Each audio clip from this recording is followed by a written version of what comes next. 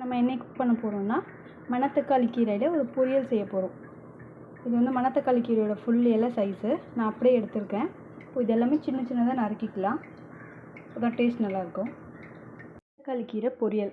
அதுக்கு ஃபஸ்ட் நம்ம மணத்தக்காளி பார்த்திங்கன்னா எல்லாத்தையும் ஆஞ்சிட்டு சின்ன சின்னதாக கட் பண்ணி வச்சுருக்கோம். இது ஒரு கட்டளவுக்கு எடுத்திருக்கேன். 2 பெரிய சைஸ் வெங்காயம் நல்லா சின்னதாக கட் பண்ணி வச்சுருக்கேன்.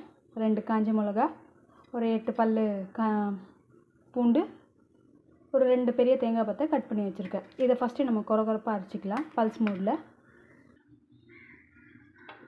ஒரு பாத்திரம் வச்சுக்கிட்டு பாத்திரம் சூடான நம்ம எண்ணெய் ஆட் பண்ணிக்கலாம். எண்ணெய் நல்லா சூடாகிடுச்சு.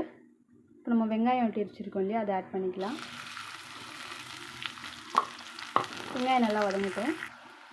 வெங்காயம் ஒரு பாதி அளவு வதங்கிடுச்சு. இந்த அளவுக்கு வதங்கினா போதும்.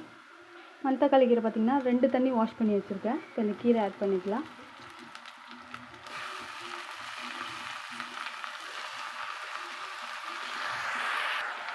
கீரையில் மொத்தமாக ஆட் பண்ணியாச்சு.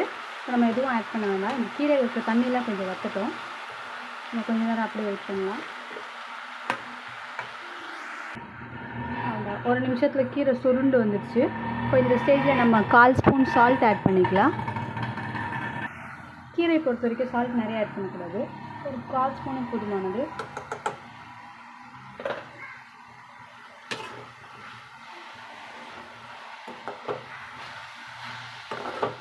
ஒரு சிம்மர் குக்கில் விட்டுடலாம். கீரையை பொறுத்த வரைக்கும் வேக வைக்கிறதுக்கு நம்ம தண்ணி ஊற்ற வேண்டாம். கீரையிலேருந்து நிறைய தண்ணி வரும், அந்த தண்ணியிலே இது நல்லா வெந்துடும். ஸோ நம்ம அந்த தண்ணி வற்றுறதுக்கும் அது வேகிறதுக்கு கொஞ்சம் டைம் கொடுத்தோன்னா போதும். இந்த தண்ணியில் நல்லா வற்றட்டும்.